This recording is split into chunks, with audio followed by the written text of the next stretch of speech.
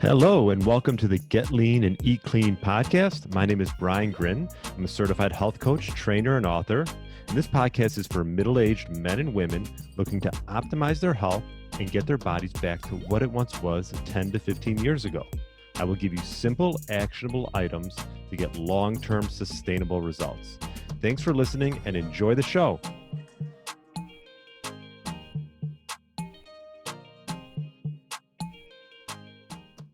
All right, welcome to the Get Lean, Eat Clean podcast. My name is Brian Grin. I hope you had a great weekend. Happy Tuesday if you're listening to this on Tuesday. And hopefully you'll listen to my interview with Dr. Andrew Jenkinson.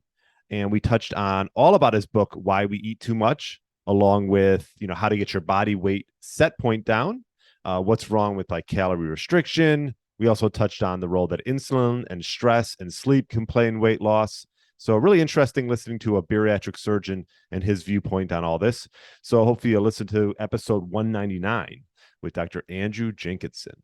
And now we are on episode 200, and it's a good one. It's an important one, and it's discussing gut health. I go into even more detail this upcoming Friday with Jay Feldman. So check out that interview. Love that one. And, as far as gut health is concerned, it's really important. Let's just say this. Your small intestine, let's just touch on this. Your small intestine is 50% of your gut. It's responsible for 90% of the food absorption and has the largest mass of immune cells in your entire body. So everything you eat directly touches this vital organ.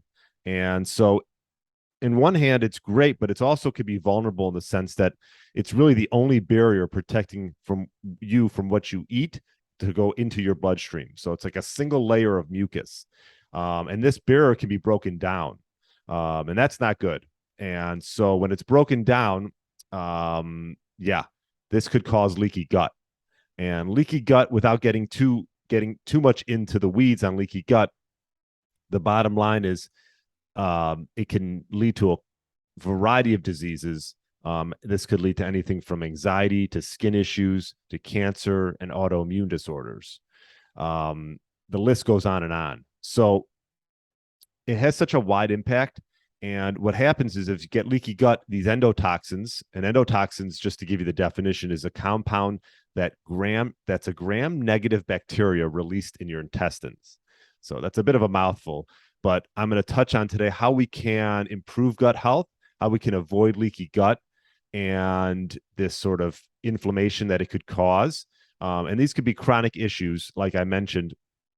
I mean, endotoxin has been led to liver cancer, depression, anxiety, even diabetes.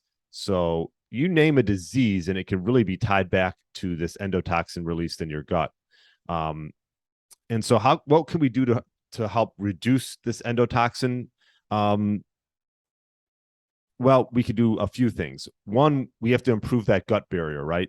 And we also have to reduce what's called LPS, which is lipopolysaccharides. And these are bacterial toxins that may enter the blood if you have an infection or if you have leaky gut. Now, what can we do? Well, we could do a few different things. I think first and foremost, what you want to do is start eliminating certain things. And this depends on the individual, right? I had a few carnivores on the podcast recently, and I think one of the things that makes carnivore so successful with a lot of people is the fact that you're removing a lot of these gut irritants. These could be additives in foods. These could be plant compounds, anti-nutrients. These could be like seed oils. And so, the carnivore diet is really the ultimate elimination diet. And a lot of people are thriving on it. Now, do you have to do it for like a long term? That the argument's out there. I don't think you necessarily need to. I think you can start adding back foods, but that could be one place to start. Removing anything that is upsetting your gut can go a long way. And that's why I think fasting could be integral as well, doing some fasting and giving the gut time to relieve and heal. Also, eliminating and removing gluten is a big one as well. Some people are more sensitive than others with gluten, but many people, especially those with celiac disease, can be intolerant to gluten. So that might be one step to take. After that, perhaps perhaps removing lectins. Now, lectins are proteins that can be found in plants, because plants are, if you listen to my interview with Dr. Anthony Shafee, this plant chemical warfare where the plants are trying to protect themselves and they don't want to get, killed off. So they have these anti-nutrients, and some people are more sensitive than others. So removing lectins, they're also found in legumes and grains. So eliminating that could go a long way as well. Next, I would say, is removing seed oils. Vegetable oils are high in omega-6, which is highly inflammatory. And when you heat vegetable oils, this could be canola, sunflower, peanut oil. A lot of times what happens is it oxidizes and can cause inflammation as well. So this can inflame the gut and promote what's called intestinal permeability. So yeah, removing seed oils could be a big one. And then another one is something that maybe people don't think about when you think of gut health, but that's reducing stress. Stress directly could cause leaky gut.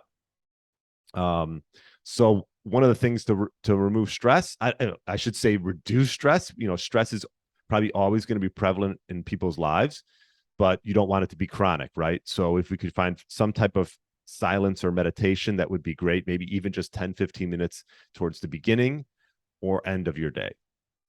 So that would be a big one, reducing stress, something people don't think a lot about when it comes to gut health. And then lastly is, eating nutrients that support gut health, right? And, gosh, this is why, like I said, the carnivore diet could be beneficial for, at least in the short term, because you're not only eliminating these gut stressors, you're also bringing back really nutrient dense foods. If you listen to my interview with Brad Kearns, we all talk all about sort of his carnivore scores, his nutrient dense chart that I've touched on before. But nose to tail, if you can add in healthy meats, even some, pasture raised eggs, some wild fish, things like that provide you amino acids. They provide you obviously protein, and you have B vitamins, vitamin D, vitamin A. So glycine is another one that's critical for gut integrity. You're getting this from a nose to tail diet. So that's what I wanted to touch on today. Is let's start focusing on, improving gut health through these factors and removing what's harmful, adding in nutrient dense foods, and this can go a long way in becoming optimal. So hopefully this helps. Email me if you got any questions, brian@briangrin.com. And I hope you have a great rest of the day and look forward to my interview on Friday with Jay. Thanks so much. Have a great day. Thanks for listening to the Get Lean, Eat Clean podcast.